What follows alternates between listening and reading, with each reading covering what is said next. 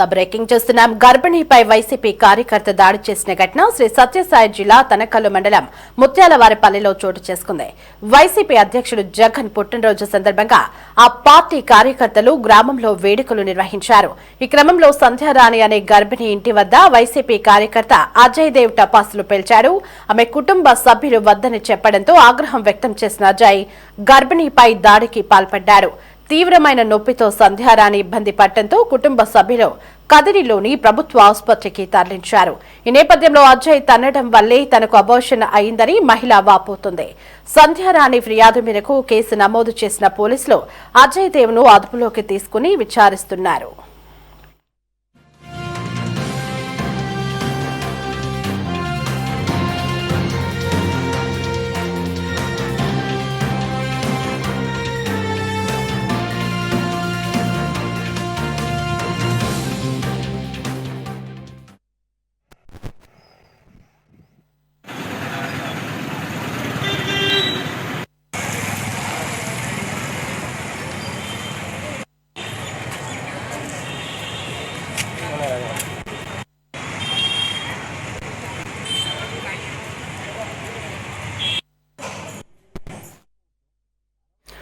ఇక ఇదే అంశానికి సంబంధించి మరింత సమాచారం కరెస్పాండెంట్ రాఘేంద్రనాథ్ ఫోన్ ఇన్ లో అందిస్తారు.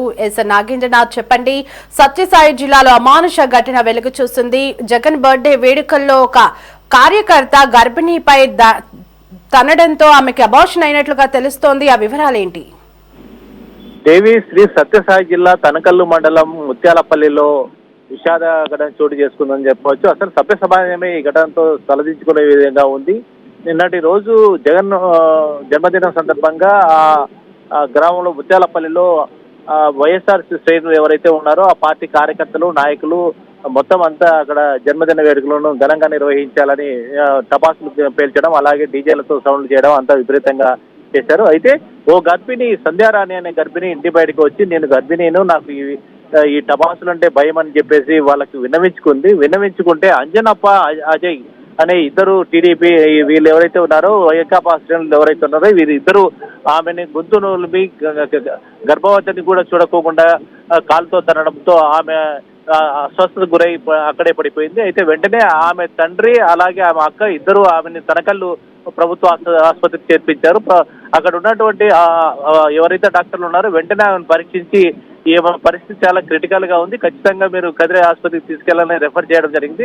అక్కడి నుంచి వెంటనే ఆమెని కదిరి ఆసుపత్రికి తీసుకెళ్లడం జరిగింది. తీసుకెళ్లిన తర్వాత అక్కడ ఉన్న డాక్టర్లు స్కాన్ చేశారు. స్కాన్ చేస్తూనే బిడ్డ ఏమాత్రం ప్రాణంతో లేదు అన్నట్టు వాళ్ళు చెప్పడం జరిగింది. అయితే 3 నెలల గర్భిణి ఇలా చేయడం ఏమాత్రం సమంజసం కాదు. మహిళా సంఘాలు, ప్రజా సంఘాలు మండిపడుతున్నాయి.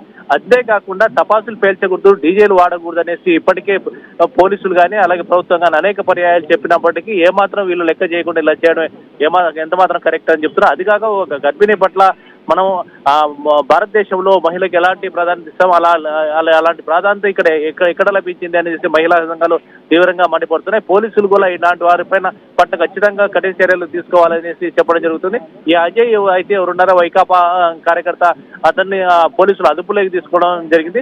అయితే పోలీసులు అదుపులోకి తీసుకున్న తర్వాత కొంతమంది వైకాపాకు సంబంధించినటువంటి నేతలు ఎవరైతే ఉన్నారో ప్రముఖ నేతలు కూడా పోలీసులకు ఫోన్ చేసి ఆ అబ్బాయిని వదిలిపెట్టాలంటూ ఇప్పటికే ప్రెజర్ చేస్తున్నట్టు తెలిసింది. అయితే పోలీసులు మాత్రం జిల్లా ఎస్పీ ఈ ఘటన జరిగిన తర్వాత జిల్లా ఎస్పీనే జోక్యం చేసుకుని ఎవరైనా సరే ఎంతటి వారైనా సరే వదిలే ప్రసక్తి లేదు, ఖచ్చితంగా కఠినంగా శిక్షిస్తాము, అందులోనూ గర్భిణీ మహిళ పట్ల ఇలా వ్యవహరించడం ఏమాత్రం కరెక్ట్, ఇప్పటికే టపాసులు పేల్చకూడదు, డీజేలు పెట్టకూడదు అనేసి మేము అనేక పర్యాయాలు చెప్పాము. గతంలో కూడా ఇలాంటి సంఘటన పెనుగొండలో కూడా ఒక ఎవరైతే బైక్ ర్యాలీలు నిర్వహిస్తున్నారో సైలెన్సర్లు తీసి అలాంటి వారి పట్ల కఠినంగా శిక్షించడం జరిగింది. రౌడీ షీటర్లు కూడా ఓపెన్ చేస్తామని చెప్పడం జరిగింది. అయితే ఇలా ఓ మహిళ పట్ల చేసిన వారి పట్ల మనం ఎలా వదులుతామనేసి అక్కడ సత్యసాయి జిల్లా ఎస్పీ కూడా స్థానిక పోలీసులు చెప్పడం జరిగింది. స్థానిక పోలీసులు కూడా ఈ విషయంలో కఠినంగా ఉన్నట్టు తెలుస్తుంది. అయితే ఎవరు వచ్చా కూడా ఈ విషయంలో వదిలే ప్రసక్తి లేదు.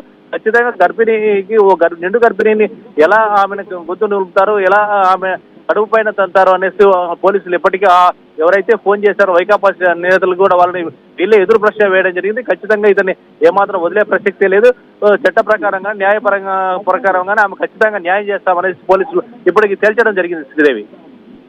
Nagendranath, thanks for the updates.